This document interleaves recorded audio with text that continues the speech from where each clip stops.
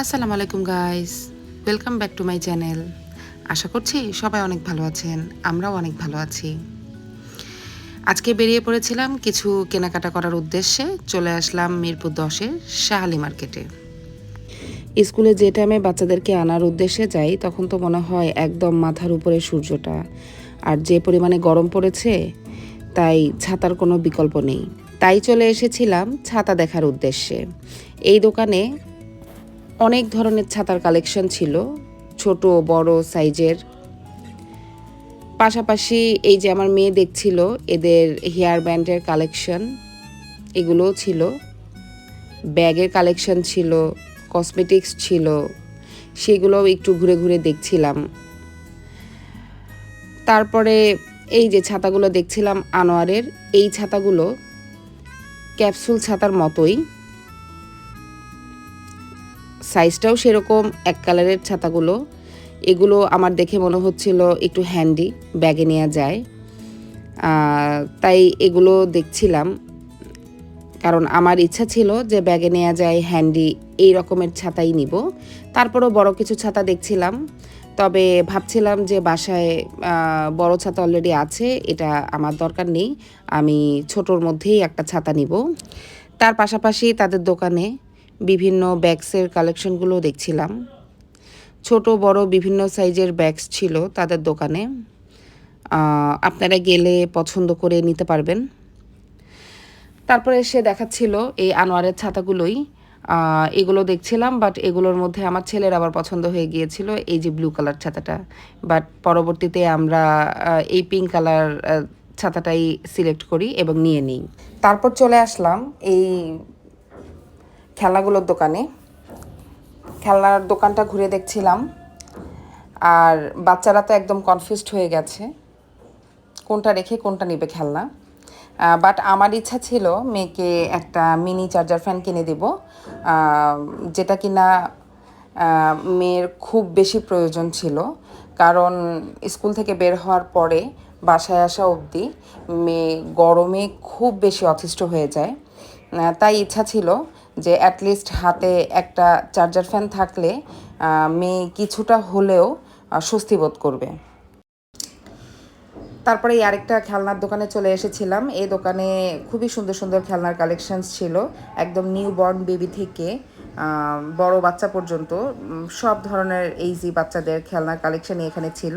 এই যে মেয়ের পছন্দের মিনি চার্জার ফ্যানটি আমরা পেয়ে গেলাম, পরবর্তীতে এটাই সিলেক্ট করে ফেলেছিলাম নেয়ার জন্য। তারপরে দেখছিলাম, ছেলেকে বলছিলাম যে তুমি তোমার পছন্দের কোনো একটা খেলনা নিয়ে নাও, যেহেতু বুবুকে কিছু একটা কিনে দিয়েছি তোমাকেও তো দিতে হবে। তারপর ছেলে দেখছিল তার পছন্দের কি নেওয়া যায়। মেয়ে এই খেলনার এই পুতুল সেটটি পছন্দ করেছিল, তাকে পরবর্তীতে সেটাও নিয়ে দেওয়া হয়েছিল। তারপর ছেলে দেখাচ্ছিল এই যে গাড়ি, ছেলে বাচ্চাকে কোনো খেলনা কেনার অপশন দিব আর তারা গাড়ি দেখবে না, এটা কি কখনো হয় নাকি? দেন ও এই গাড়িগুলোই নাড়াচাড়া করছিল। পরবর্তীতে ওর গাড়ি নেওয়ার ইচ্ছা দেখে ওর বাবা বলছিল তুমি তাহলে একটা রিমোট কন্ট্রোল গাড়িই নিয়ে নাও। পরবর্তীতে এটাই আমরা সিলেক্ট করে নিলাম, এই লাল গাড়িটাই পরবর্তীতে নেওয়া হয়েছিল। দেন আমাদের এই শাহালি মার্কেটের কেনাকাটা মোটামুটি শেষ, আমরা বেরিয়ে পড়লাম মার্কেট থেকে। চলে আসলাম একটি কুশন কাভারের দোকানে। এখানে খুবই সুন্দর সুন্দর 3D প্রিন্টের কুশন কাভার্স ছিল। আমার কিছু কুশন কাভার কেনার দরকার ছিল, তাই মূলত এই দোকানে আসা।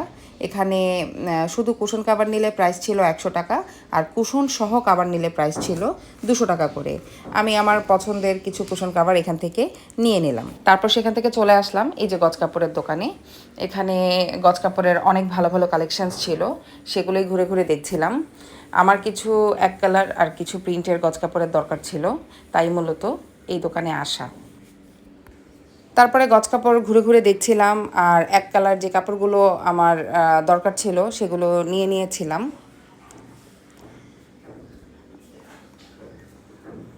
পরবর্তীতে মনে হচ্ছিল কিছু প্রিন্টের কাপড়ও নেওয়া যায়, এই গরমে টপস বানিয়ে পরা যাবে। তারপরে প্রিন্টের কাপড়ই দেখছিলাম, দেখতে দেখতে কিছু প্রিন্টের কাপড়ও আমার পছন্দ হয়ে গিয়েছিল। এই যে এখান থেকে আমি কিছু প্রিন্টের কাপড় নিয়ে নিয়েছিলাম টপস বানানোর উদ্দেশ্যে। এদের আরও কিছু গজকাপড়ের কালেকশন ঘুরে ঘুরে দেখছিলাম, ভাবছিলাম আর কিছু নেওয়া যায় কি না। তারপরে এখান থেকে কিছু গজকাপড় আমি নিয়েছিলাম টপস কেনার উদ্দেশ্যে। এগুলোর গজ ছিল 200 থেকে 300 টাকার ভিতরে। সামারে পরার জন্য খুবই সুন্দর সুন্দর কালেকশন ছিল এখানে। চলে এসেছিলাম সেখান থেকে আমরা রাব্বানিতে নাস্তা করার উদ্দেশ্যে। বাইরে বেরিয়েছি, আর বাইরের খাবার কিছু খাবো না তা তো হয় না। তারপরে এই যে আমাদের পছন্দ মতো খাবার আমরা অর্ডার দিয়ে দিলাম, খাবার চলেও আসলো। দেন এই যে বাচ্চারা খাচ্ছিল, সাথে আমরাও কিন্তু বসেছিলাম না, আমরাও খাচ্ছিলাম। রাব্বানির প্রতিটি খাবারই আসলে খুব বেশি মজা। আমাদের তো মোটামুটি হোটেলের এই ধরনের খাবার খাওয়ার ক্রেভিংস হলে আমরা অন্য কোথাও না গিয়ে রাব্বানিতেই চলে আসি সব সময়। এখানের খাবারটাই আমরা খেতে খুব স্বাচ্ছন্দ্য বোধ করি তাই। আর এই রাব্বানির হালিমার নানের কম্বিনেশন নিয়ে তো কিছু বলাই যাবে না, একদম বেস্ট বেস্ট কম্বিনেশন। দেন আমরা বেরিয়ে পড়লাম বাসায় চলে যাওয়ার উদ্দেশ্যে। আজকের ব্লগটি এতটুকুই। যদি ভালো লেগে থাকে আমার পেজটি ফলো দিয়ে রাখবেন, আমার চ্যানেলটি সাবস্ক্রাইব করবেন, আমাকে সাপোর্ট করবেন, আমার পাশে থাকবেন। আল্লাহ হাফেজ।